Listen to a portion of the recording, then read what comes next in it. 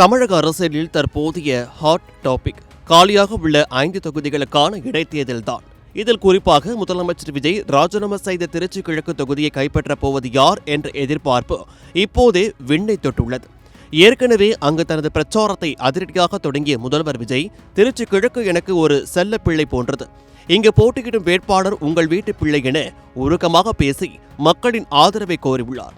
இந்த சூழலில் கடந்த சில நாட்களாக அரசியல் வட்டாரத்தில் ஒரு முக்கிய தகவல் தீயாய் பரவி வந்தது.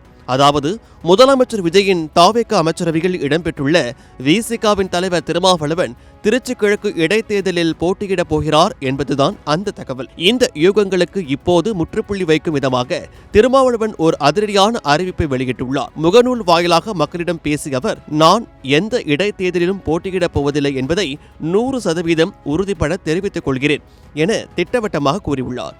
இந்த முடிவை ஏற்கனவே முதலமைச்சர் விஜயிடம் நேரில் விளக்கிவிட்டதாகவும் அவர் குறிப்பிட்டுள்ளார். முக்கியமாக தமக்கு அமைச்சராக வேண்டும் என்ற ஆசை துளிக்கூட இல்லை என்றும், கட்சி தொண்டர்கள் மற்றும் நிர்வாகிகள் தன்னை வற்புறுத்திய போதிலும் மாநில அரசியலில் எம்எல்ஏவாகவோ அல்லது அமைச்சராகவோ களம் காணும் எண்ணம் தற்போது இல்லை என்பதையும் அவர் மிக தெளிவாக பதிவு செய்துள்ளார். திருமாவளவனின் இந்த அறிவிப்பு விசிக தொண்டர்களிடையே ஒரு புறம் சோகத்தை ஏற்படுத்தினாலும் மறுபுறம் திமுகவிற்கு இது மிகப்பெரிய சவாலாக மாறியுள்ளது. ஏற்கனவே மதுராந்தகம், தாராபுரம், பெருந்துறை மற்றும் அம்பாசமுத்திரம் ஆகிய 4 தொகுதிகளில் அதிமுக எம்எல்ஏக்கள் தாவேகாவில் இணைந்ததால் அங்கு தேர்தல் களம் சூடுபிடித்துள்ள நிலையில் திமுக அந்த 4 தொகுதிகளையும் விட்டுவிட்டு திருச்சி கிழக்கில் மட்டும் கவனம் செலுத்த முடிவு செய்திருந்தது.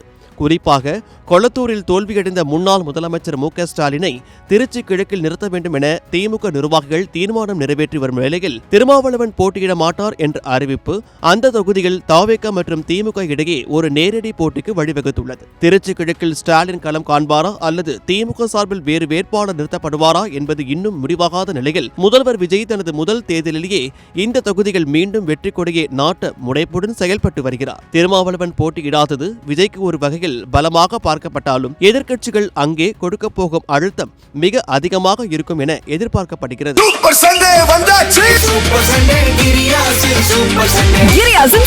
சண்டே